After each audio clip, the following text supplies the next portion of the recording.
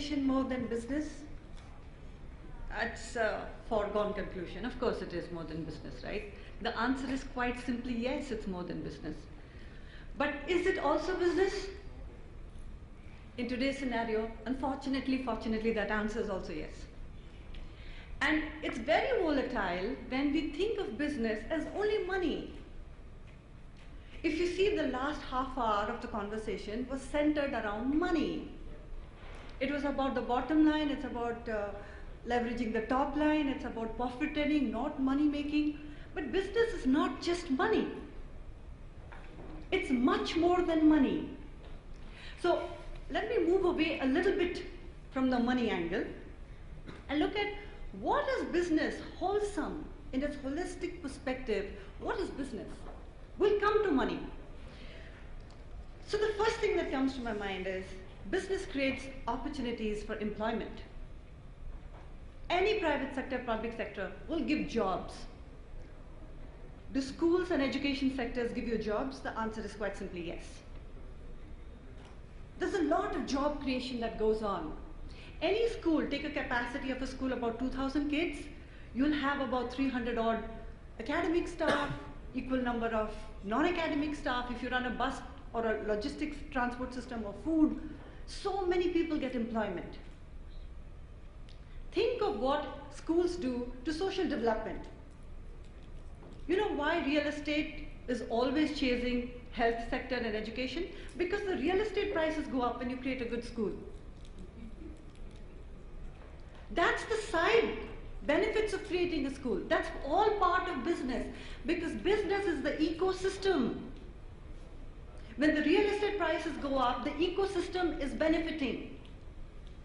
So yes, schools and education institutions behave like business houses, because there are a lot of attributes that even education brings to the fold, which business enterprise does. Let's take another one. How about creating employability, which means preparing somebody to earn money? Nobody does a better job than education. We can dig holes and say that the skill development is not up to the mark. We can say that although people they have degrees, they don't have jobs because there's a huge gap in skill. All of that taken. But it's still part of education. If you had good skill development, you would have employability. Education is one of the fundamental sectors for any nation. It's a survival need of a nation. Forget economic need. Of course it's an economic need, but it's a survival need of a nation. It's at the very core of development. It's a key ingredient for any company, for any organization, for any nation to go forward, to surge forward. Why do you think all policymakers concentrate so much on education? Primary education, higher education.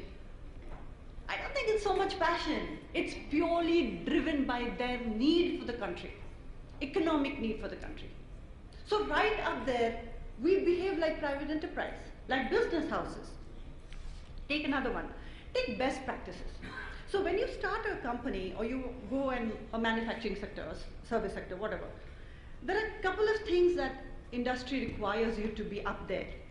Viability, productivity, market competitiveness, or even future sustainability.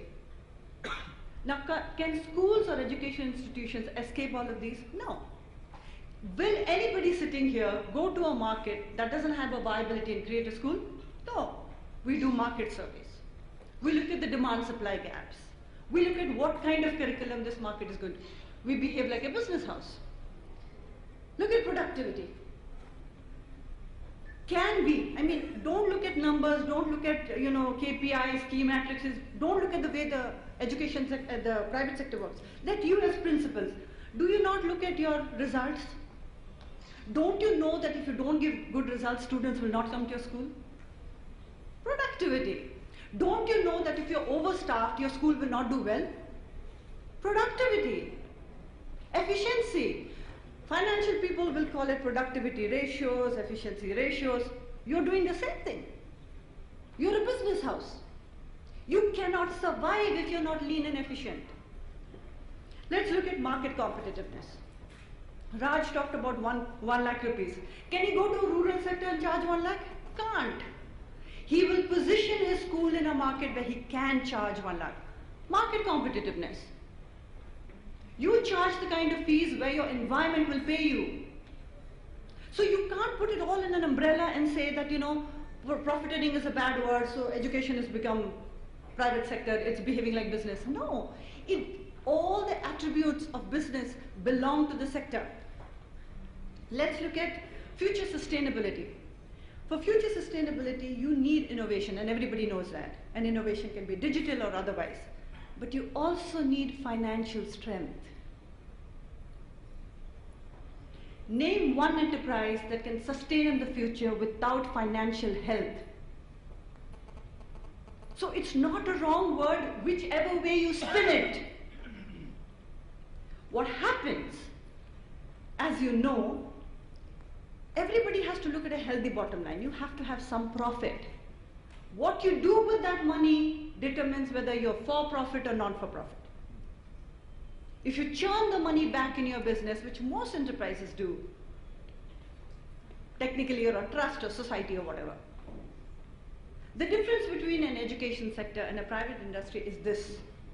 Private industry has the right to make obscene amount of profit. It has the right to make criminal amount of money. And nobody will question them. They'll say the company is doing damn well. Look at the kind of valuation. What's that, Flipkart? Look, what is Flipkart doing?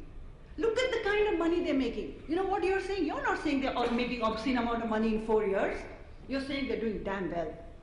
If somebody did it in education, you'll say they're thugs, to use his word. Why?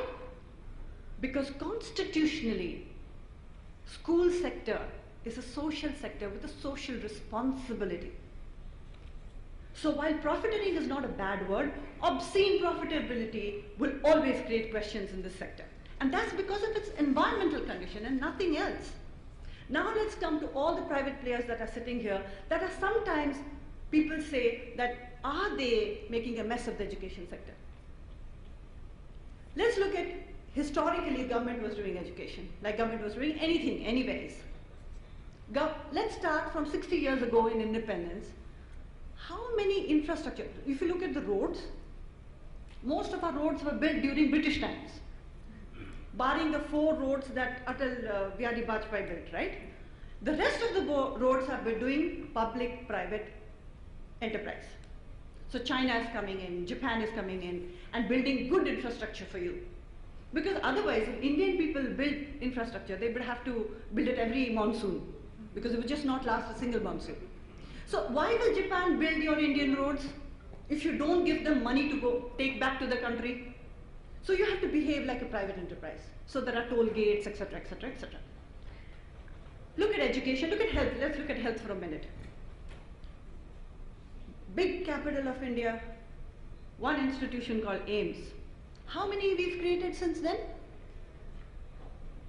One AIIMS is sufficient for the whole country? No, 6.